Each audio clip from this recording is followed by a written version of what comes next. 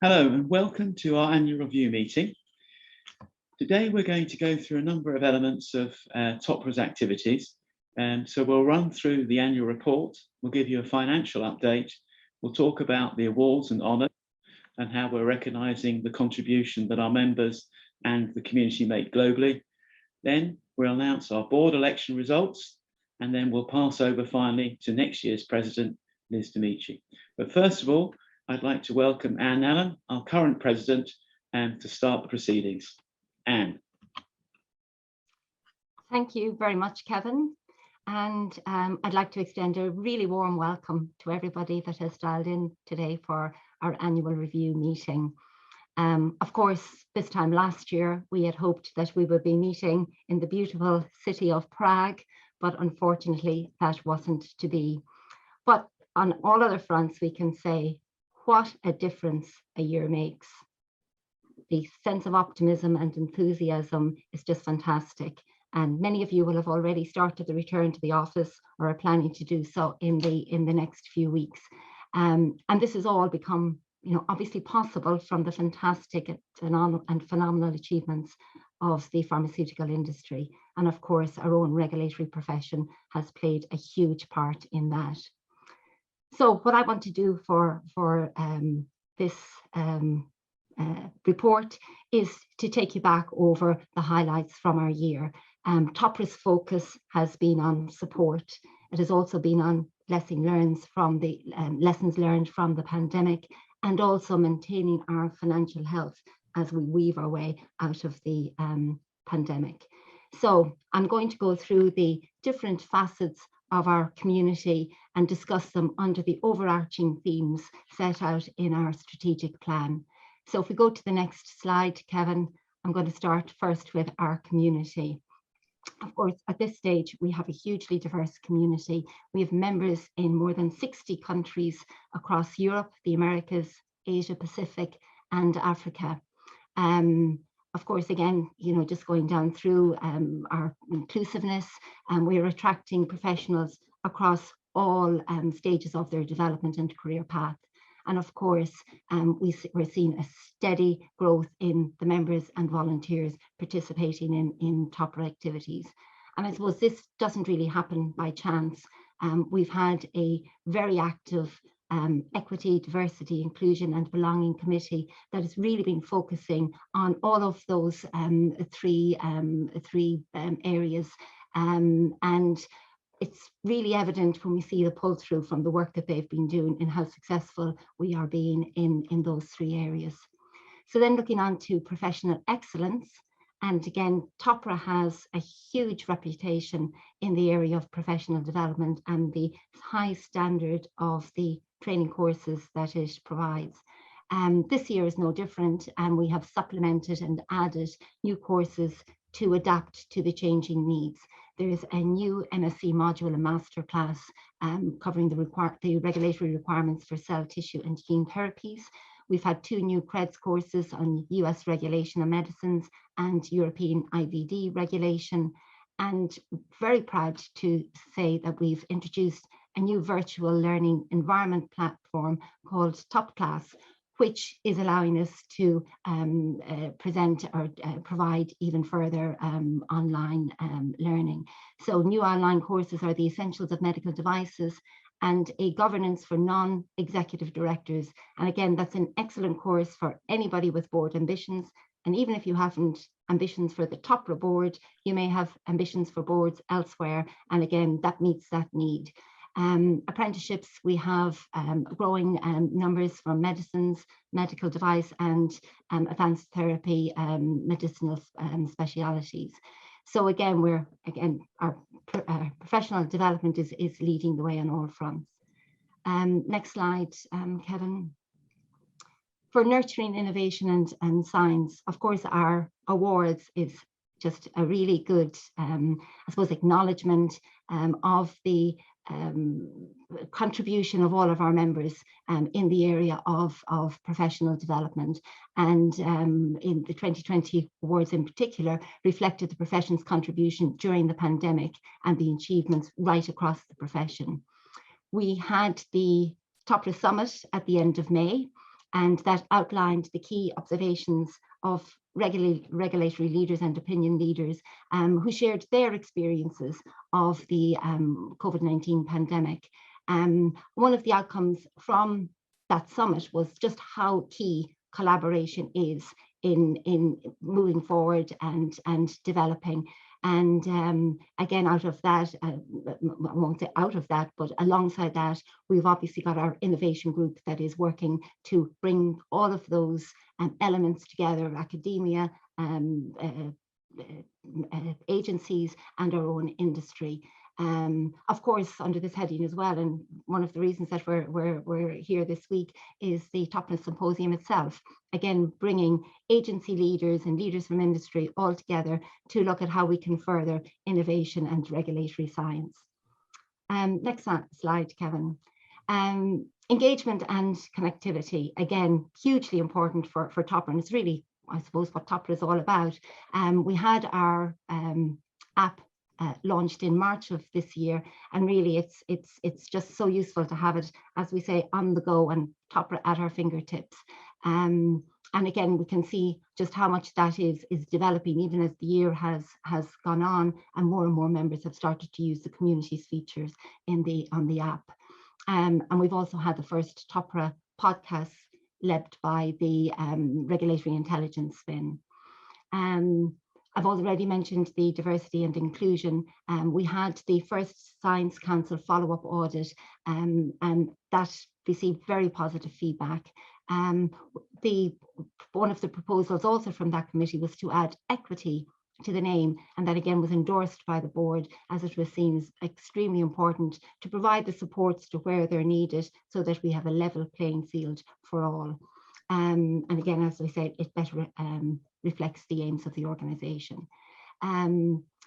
We are also welcoming the next generation of regulatory professionals through our engagement with student and graduate membership groups, through online career fairs and providing the online careers pack. We're reaching out to that audience. And again, we can see that from the numbers, how successful that is from the numbers increasing in this area. Next slide, Kevin. Global reach and value.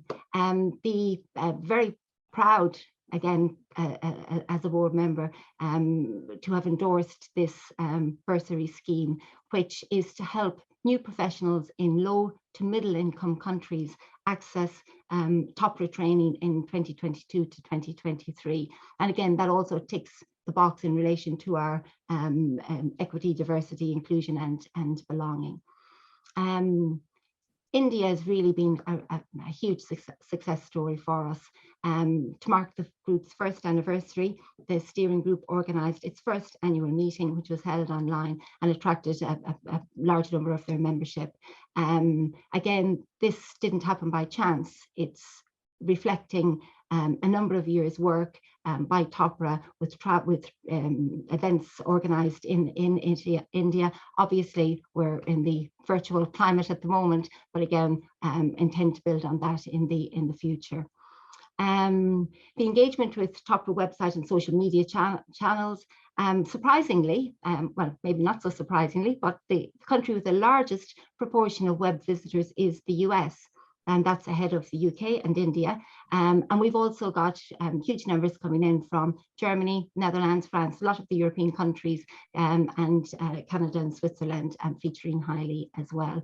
And again, that's all hugely important in terms of our engagement and connectivity and global reach and value. Next slide, Kevin. So sustainability and resilience. Again, we need to be able to adapt to any of the I suppose challenges that are thrown our way.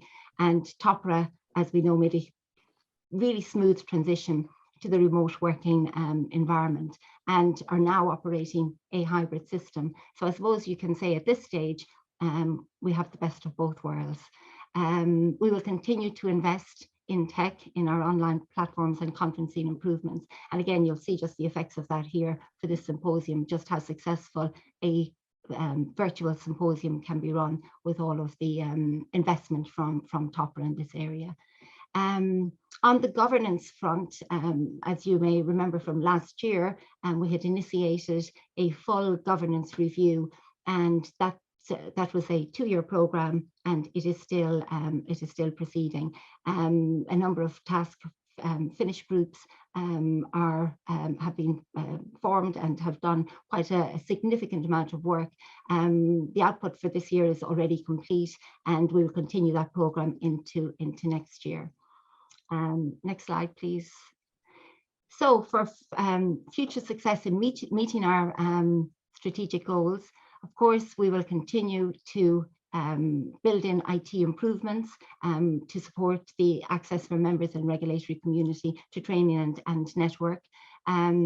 We will continue to deliver on our strategic objectives, and the 2025 brochure, which was received very well when it was launched in 2020, that's our guiding missile, and everything that we do is with our strategic plan and objectives in mind. And of course, the work from our governance overview, that will continue, and it really is essential just to keep the safe stewardship of the organisation. And it also makes sure that we all, as board members, carry out our fiduciary responsibilities to ensure the health of the organisation right across the board, and particularly in relation to finance as well. And Kevin will be covering that in the next part of the presentations. Last slide, Kevin. So as we've just said, TOPRA will continue to deliver on its 2025 commitments and post-pandemic readiness. This would not have been possible without the fantastic volunteer support that we have. In fact, without our volunteers, we just wouldn't be TOPRA. I'd also like to say thanks at this stage to Kevin and the amazing staff at TOPRA. They do a brilliant job, and particularly over this last year when it has been so challenging, you know, they have come through it brilliantly. And then finally, I would like to thank my own fellow board members for all of the work that they have done, just for their diligence and effort in reviewing board papers and in providing support to myself, also to the past president and our president-elect for all of their support. It's been a fantastic year. I've thoroughly enjoyed it, and I'd like to thank you all for dialing in and for your attention to this part of the presentation. On that note, I'll pass back to Kevin. Thank you very much. Thank you, Anne. That was a fantastic overview of the year, and yeah, we thank you for yourself for safe stewardship during that period. It's been a delight working with you, and we'll look forward to working with you still. The financial report. So we have to remember that this was possibly one of the most difficult periods for companies in recent history. The pandemic was going on, and the business landscape was radically changed very quickly, as we're all aware. So this year's results, the year 2020 results, are exceptional in many ways. And this was owing mostly to the fact that we moved online very, very early. And the PD team in particular, but the whole staff and all our volunteers helped us do this. It meant that we had our first online courses online and available extremely quickly, before most companies had decided that they needed to decamp from the physical world into the virtual one. We also carefully negotiated with all our venues, because obviously we had contracts in place for events, and some of the venues we use, particularly for the symposium, are extremely expensive. But we were very successful in negotiating those. It took a lot of work, and we made sure that we did it in a fair manner. So we didn't, in some cases, get all our money back, but in the main, we did very well out of that, and still have a good relationship with those venues, because obviously we want to use them. That helped us greatly. And we also managed our costs. And when we moved out, there were a number of systems that we use in the physical world that we couldn't use working from home. And I have to say, the finance department and many of the other departments, we moved swiftly to doing a lot of this stuff online and introduced some automation, which also helped us. This gives the organisation a really good cushion to come out of the pandemic and to continue to ramp up the investments in our strategic ambitions. It's fair to say that coming out of the pandemic is kind of less easy to monitor and to plan around than going into it. Into it was quite dramatic, and we could see what we needed to do. Coming out of it, the whole relationship with our membership and the way our membership wants to work with us has changed. So we're feeling our way, we're getting lots of feedback, and we have a very agile programme and moving forwards. We have the ability to invest in new initiatives. Anne mentioned the bursary scheme, which is fantastic, and we're hoping to do a lot more of that should it prove successful. We're looking at similar initiatives in the future. So we enter this next stage of TOPRA in a very good position, hopefully to adapt to any changes that come along. So these are the financial figures. You'll notice at the very top that our turnover actually went down, but the cost of sales also went down. So this meant that we were able to do the business at a slightly less amount of money. And the other thing I want to draw your attention to, right down the bottom, there's a statement around tax, and the tax is a profit this year. That's not TOPRA trying it on with HMRC. That's simply that it's deferred tax. And so as far as the accountants and the auditors are concerned, and that's a profit. Later on, we will most certainly have to pay that tax. But those of you who understand these things will see that. But overall terms, you can see that we did have a very good year. And as I say, this is mostly due to renegotiation of contracts, some saved costs, some automation, and the fact that we put things online, and obviously sales in the main on courses, etc., were good. So overall, we didn't hit our turnover targets, but we hit all the other targets, so it puts us in a very good position going forwards.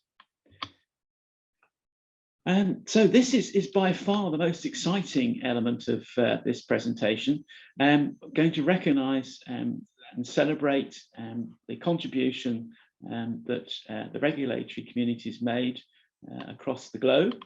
And firstly, I'd like to announce the TOPRA honorary memberships and the TOPRA honorary fellows.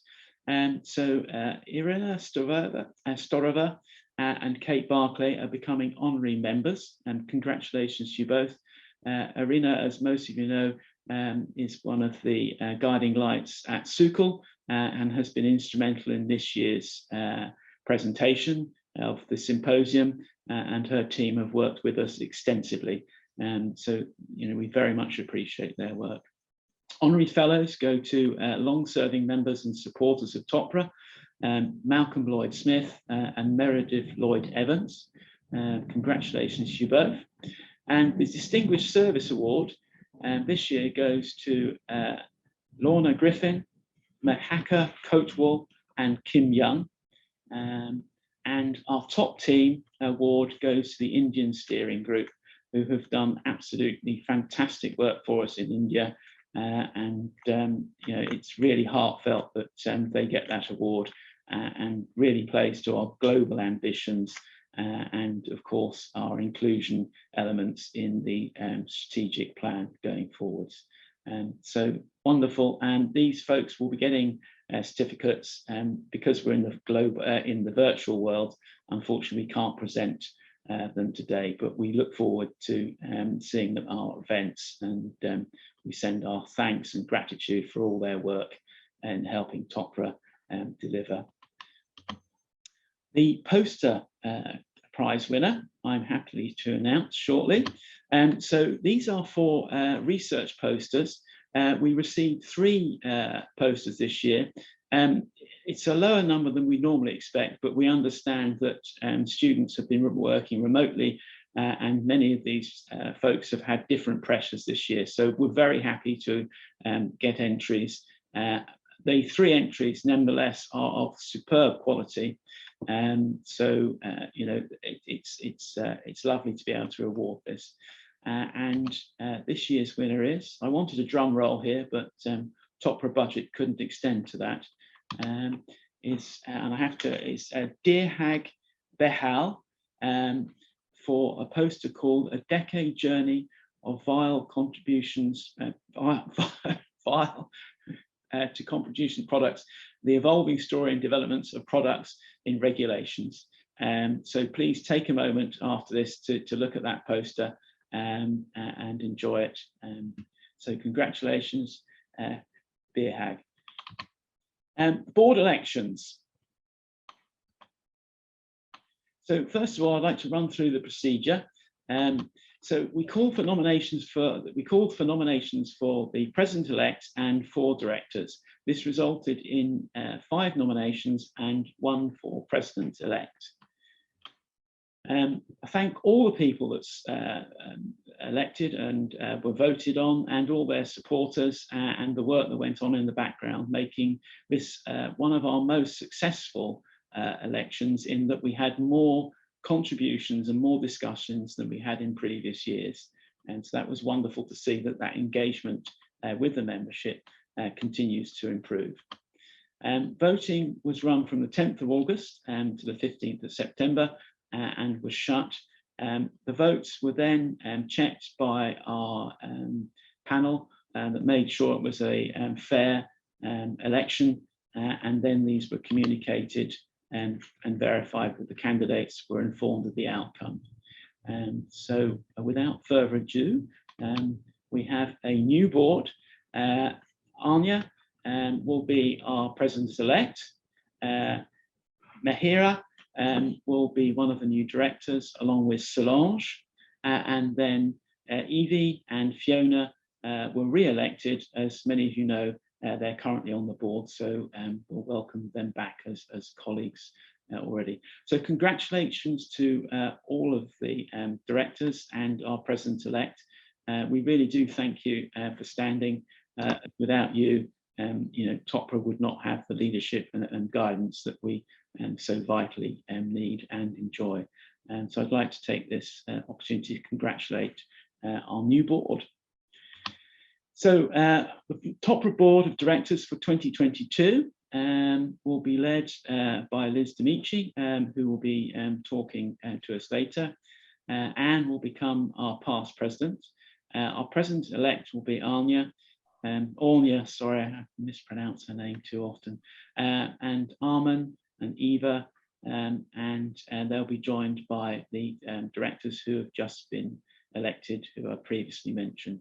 So that's our new leadership team for next year, and I'm certainly looking forward to working with all of them again, and seeing my friends on the board at our meeting in January, when they officially take over. We would also like to say thank you to our retiring directors, Steve Hayes, who many of you know started or sort of helped deliver the strategy elements that we did 2 years ago, and then went on to steer some of the governance elements, and Janine Jameson, who has been a long time supporter of TOPRA and has worked on numerous education streams, has worked on the working parties, and then has been one of the most and enthusiastic board members that I had the pleasure of working with. Both of them will not be leaving TOPRA, obviously, and both of them will be contributing in different ways, but they have put a huge amount of effort and energy into TOPRA over the last few years. So I would like to thank them, and I know all my colleagues on the board feel the same way. So thank you both. I'd now like to hand over to Liz for her first foray as our new leader next year. Liz, President-elect, President 2022. Thank you very much, Kevin. I still actually remember just a year ago how I felt honoured and humbled to be elected by the membership of TOPRA President-elect. So I want to offer my congratulations too to Anya, Mariora, Solange, Evgenia, Fiona on their election to the board, and I really look forward to working with you in 2022. I echo Kevin's sentiments in thanking Steve and Janine for their service and their commitment over the years as they retire from the board. Thank you. Most significantly, though, I want to recognise the leadership and significant contributions that Anne has brought during her term as president. I've watched and learned a lot from her this year, and as I prepare to take on the presidency in 2022, I will value her continued support as past president moving forwards. Thank you, Anne. A while ago, Kevin reached out to me to ask if there were any areas of focus I would like for my term as president. You know, many of you know me that I do have a passion for influencing change to improve health equality. And after more than 25 years as a global regulatory professional in the pharmaceutical industry, across a variety of organizations, I have seen a lot of changes, too many to note here by far. That being said, the events of the last 18 months have really demonstrated that there remains an imperative to ensure we continue to be able to adapt and adjust to the changing environment in which we find ourselves. And I really believe that we're in a unique position to leverage the advances of 2021 to create a new normal and continue to evolve and accelerate towards health equality.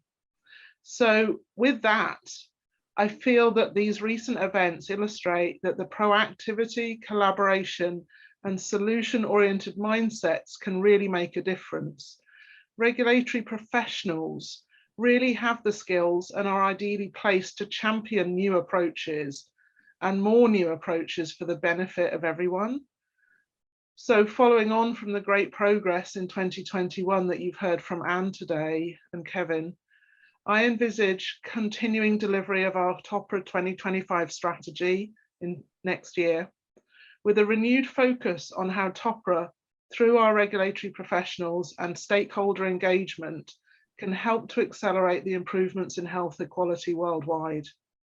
Strengthen engagement with patient advocates and consumer groups, articulate the regulatory role and contribution that ultimately helps patients and consumers live longer, healthier lives.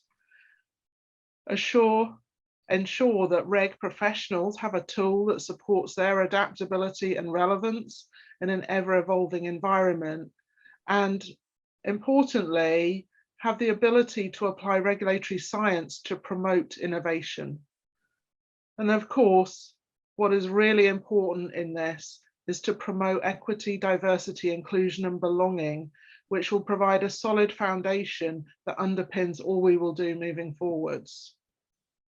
Next slide.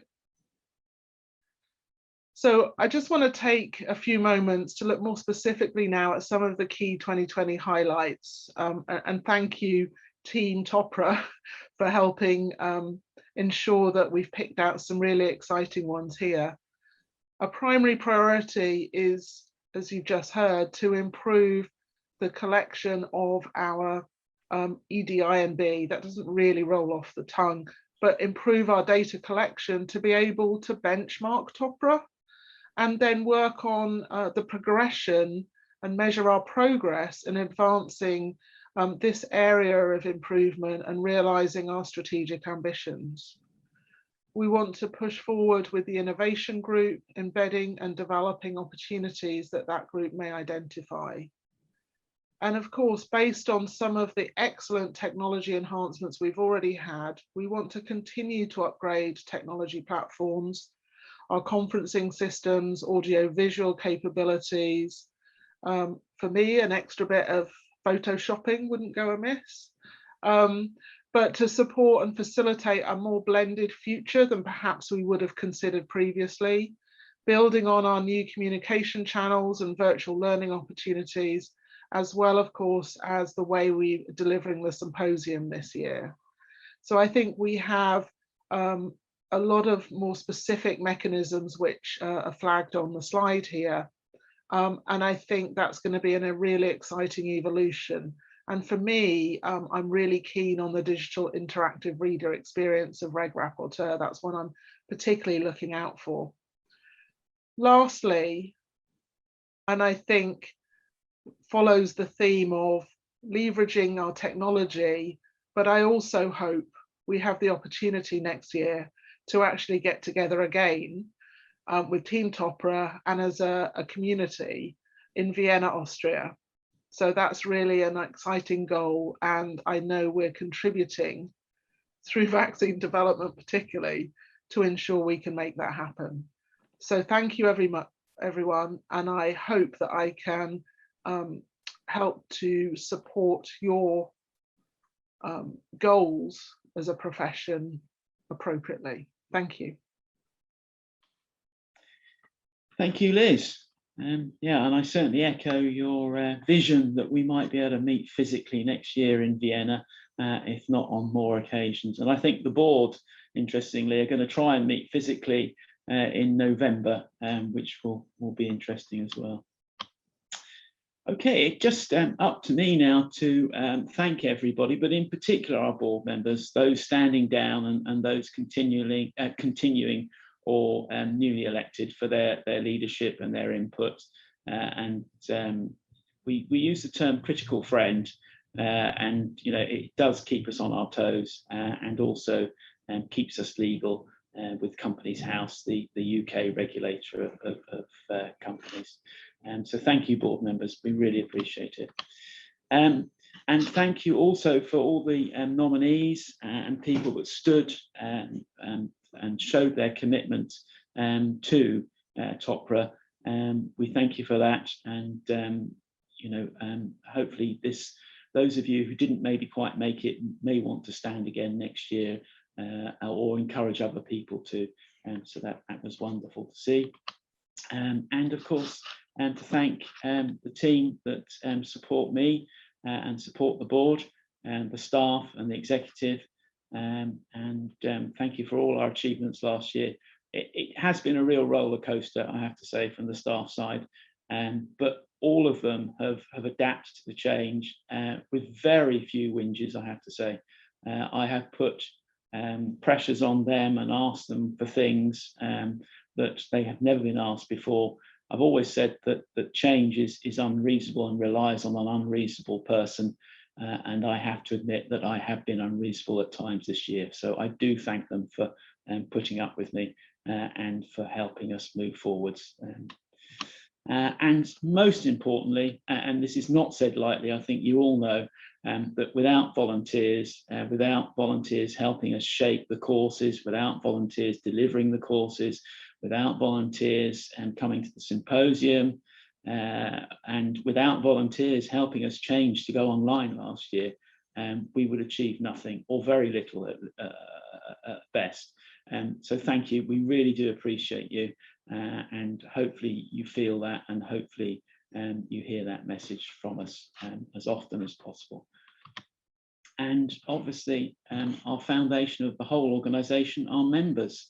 You are what we're here for, who we're here for, and you form an incredibly important part of the TOPRA stakeholder community. So thank you. So at this point, we'd like to hand over to the voice in the sky, Samantha, who's going to set the questions, and the three of us will try and answer them as we go through.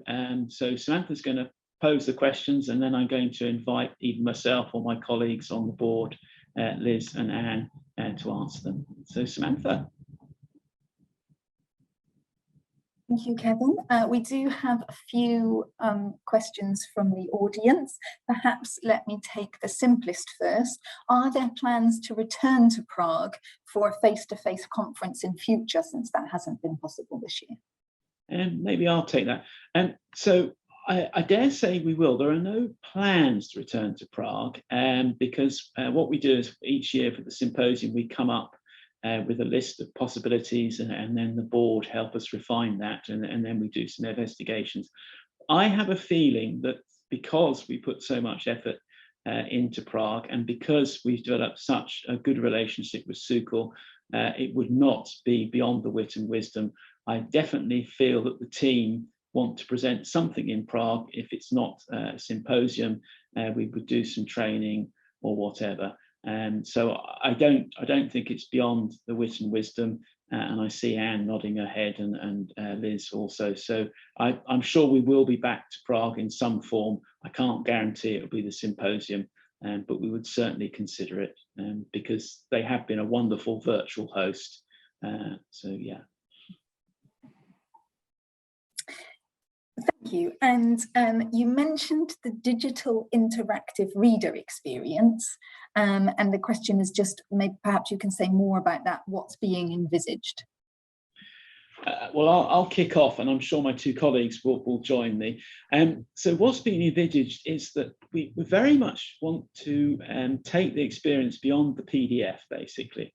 We have an opportunity here to add to the brilliant regulatory rapporteur, in that the vision is to have the regulatory rapporteur in a format that's easily indexed, easily sorted, because currently the indexing is pretty good. But if you're a student doing a research project and you want to go back so many years, we might not be able to do that. So in the future, we want to make that indexing and search facility better. But the added value is that at the moment, we have a brilliant publication board that look after it, and some superb offerings from authors. But you don't very often get the flavour of what's behind the article. And a good example of this is a year back, we had a brilliant article on orphan drugs. And the gentleman that wrote the article had a very personal story to tell, a very personal journey of how he got in to that area of regulation. And it was about his son, who unfortunately had a terrible condition, and he couldn't get the drugs to have his son treated. And I spoke to this gentleman and was incredibly moved by his story. And I thought, you know, wouldn't it be great if we could have the regulatory stuff in the magazine, as I call it. It's not a magazine, it's a journal, I do apologise, in the journal. But then behind that, we could have a link with the author talking about, in this instance, a very powerful story of how he got into it. And the other thing, it could be, you know, we've got something around a new protocol or anything, something, but then there's additional anecdotal information that the author could bring to it. So I think the digital regulatory app will broaden its appeal, will make it more accessible, and will introduce different elements to it. So the board has been wonderful, and they've said that, you know, Kevin, we don't want to just do a half baked job. We want something that really moves it forwards. It's not just a question of chucking it online. And so we're putting a lot of effort into that, and a lot of research. I'm sure Liz and Dan will have maybe something to add about that. I don't know. Well, I suppose I'm thinking back to the days when I would be, you know, taking and collecting all of the hard copy regulatory rapporteurs over the years. So it's even been a huge, you know, improvement, if you like, to be able to get the digital copy. So it's even better to see these plans for improving and enhancing the digital element further. And again, as Kevin said, this is something that the board absolutely endorses and encourages. And I know Liz has just spoken about it as well on her ambitions for next year. So I'll actually pass over to Liz to give her an opportunity to elaborate on that further as well. Yes, and of course, as we look to grow and extend our global reach, the ability to access the journal online and all its connection points and touch points will really help to escalate that.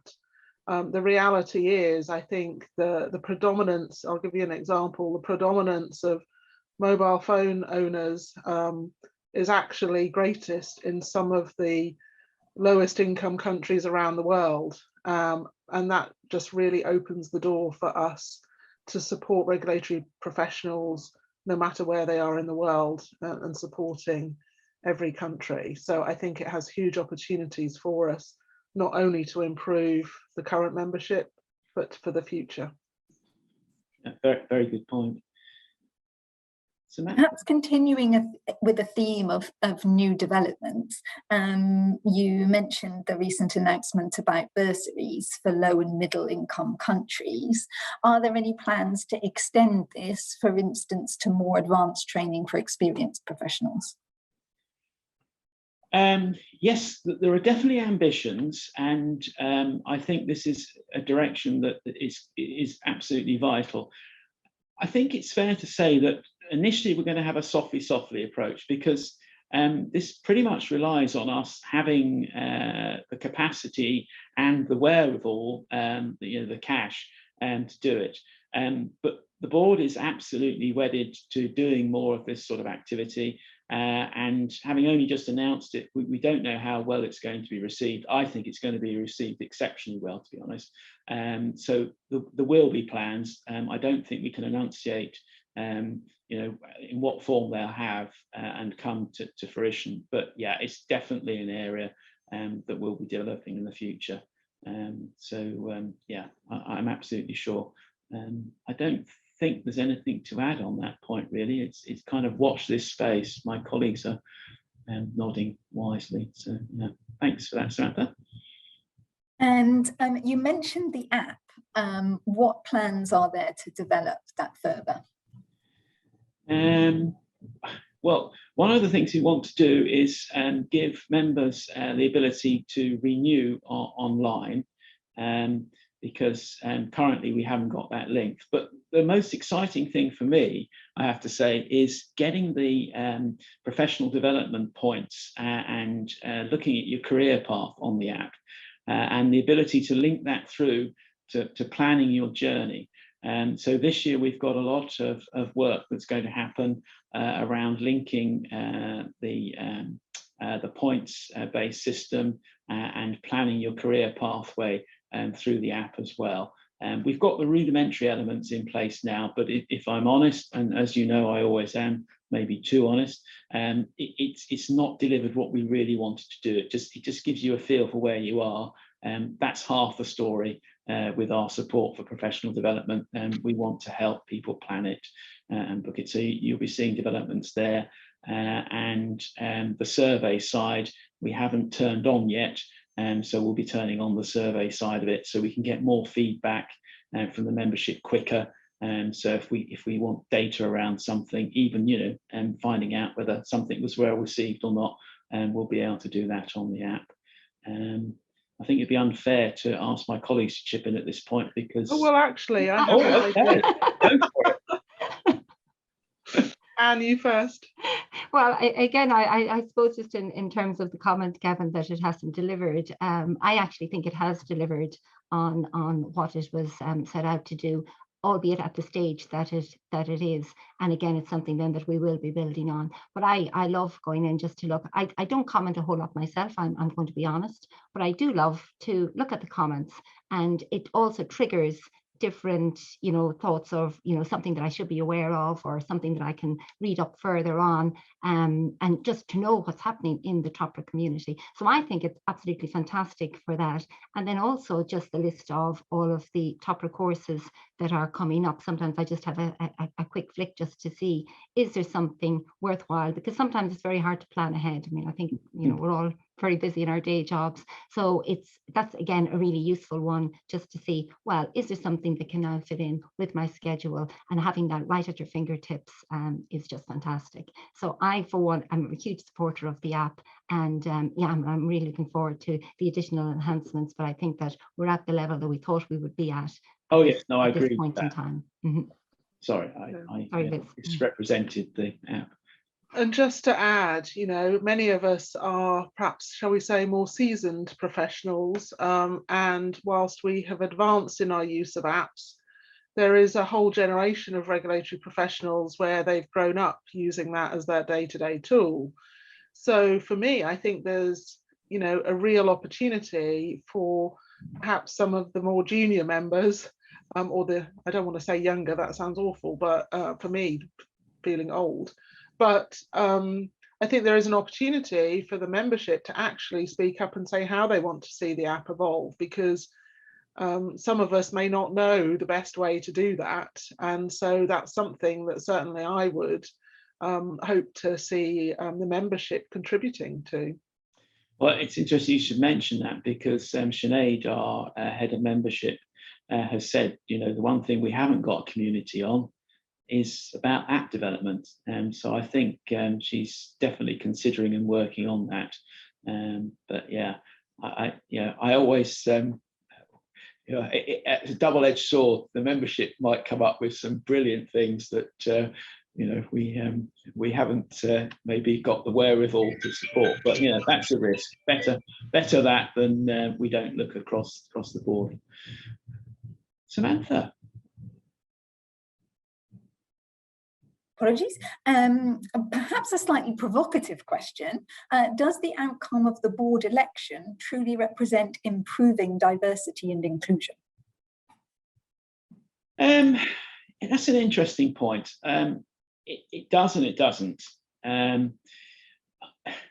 We have to face up to the fact that you know, we may have ambitions to have a very diverse board, but it is kind of self-selecting. So it's only the folks that put themselves up.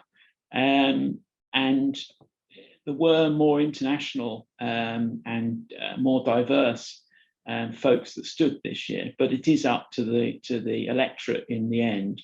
I think all we can do is encourage a more diverse community to join us. I think that it's no secret that we still have a predominantly European and predominantly British membership, and those are the voting communities. I mean, both those communities are quite diverse, but yeah, I think it makes us more diverse in the number of people that voted was higher than ever before. We never announced those numbers, but believe me, it is considerably higher than previous years, and also the range of candidates. But no, the board is predominantly Stew European, and hopefully over time folks will come through. The board is predominantly female as well. You know, it's not a problem with the functioning of the board, because the board will function really well and we've got the skill sets that we need, but it's maybe not representative of the community that we want to represent and be part of. That is a difficulty that many members of the Science Council, which TOPRA is a member of, and generally science as at large has an issue around, but it's something that the board is very aware of, and it's something that we are trying to address and encourage. My colleagues can probably be more eloquent than me on this subject, so I'll hand over to Anne and then let Liz come in with something as well, please. Yeah, I'm not sure about the eloquence element, Kevin, but indeed I'll follow on in any case. Yeah, I think, as Kevin has said, we certainly, from a board perspective, feel that, you know, the board should reflect the membership that we represent. But again, we are confined to an extent based on, you know, who's elected to the board, and that is something that we are actively looking at as part of our whole governance overview. Also, just to point out though that we do have the option of co-opting a board member where we see that there's a need, and that's also something that we may look at in addressing the diversity of the board. And we also have board directors with special portfolios, as you may have noticed. We have our US board member and our European portfolio board member. So that's an option as well in terms of creating diversity. So there are things that we can do. It's not that it just has to stay the way it is, and you know, we're relying totally on the membership. We can do other things in order to increase that diversity. And as I said, they are things that we are actively looking at. Liz?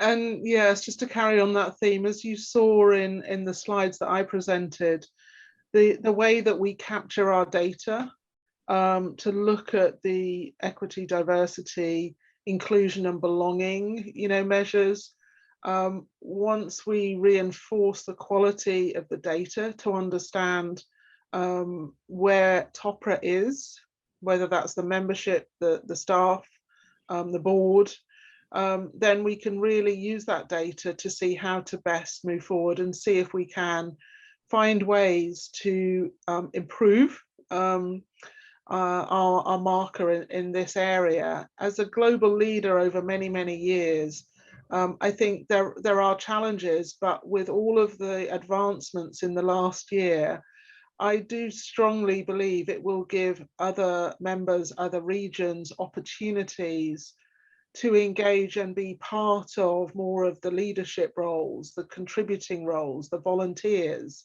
I mean, I remember when I was on the board a few years ago, actually going and presenting with Raluca in India, and to see now where the Indian arm, if you like, of TOPRA has grown and the progress it's made is outstanding. So believe you me, I'll be looking for some people to start becoming more visible from that region and to grow from other regions to bring that you know, extra value to our organization in a more visible and present way, so that we can ensure voices from all around the world are heard. Yeah, thank you. And maybe I can be indulged and put a big plug in for our annual review document that's published today. And that really centers on equity, diversity, inclusion and belonging throughout the document. It references our 2025 strategy, but also our position on diversity and inclusion throughout the document. And there's a lot of data in there of how we have changed as an organisation. But yeah, a slightly provocative question, but I think you can tell that we enjoyed it, and we're not scared of you know, dealing with these things. But please do have a look at the annual review. I think the data in there will show where we have improved, and that's published today. Wonderful. So one final question. It would be nice to hear more from Liz about her visions for the future of global regulatory engagement and support. Maybe some comments on the excellent Reliance work sharing recognition session yesterday. Perfect. I'm glad you attended that session, whoever asked the question. I think the other really valuable session yesterday, and I have posted something around that, was the fireside chat that was with Emma Cook. Emma's had a vast array of roles, and I've worked with her over the years in some of those roles, just to discuss how, with my passion around improving health equality around the world, things that could be done, particularly while she was at WHO. So I think, again, coming back to, you know, the piece of my vision I was sharing earlier, I think we have ways to move forward. There are a lot of additional agencies, a lot of views and engagement for TOPRA themselves, to reinforce how we support regulators, how we can support professionals around the world. So from that perspective, I think the sessions yesterday certainly wasn't pre-planned by me, but actually underpinned the messages I've developed to share with you today about where I wanted to see perhaps some extra focus for my presidency year. I don't necessarily have all the answers yet, because clearly we've still got a quarter left of 2021 under Anne's leadership, but I look forward towards the end of the year and moving into next year, working with Kevin and the team to see how we can create some more tangible actions to deliver on the vision that I shared. Okay, well, that's a fantastic way to end this session. Thank you to all my colleagues for contributing. Thank you for Samantha for reading the questions so beautifully. And thank you for you, the members, for joining us. We really do appreciate it. And as I said earlier, thank you to all our volunteers for helping making this event so successful. And I look forward to meeting many of you next year in person at events. But thank you, and please read the annual review. Thank you very much. Thank you. Thanks.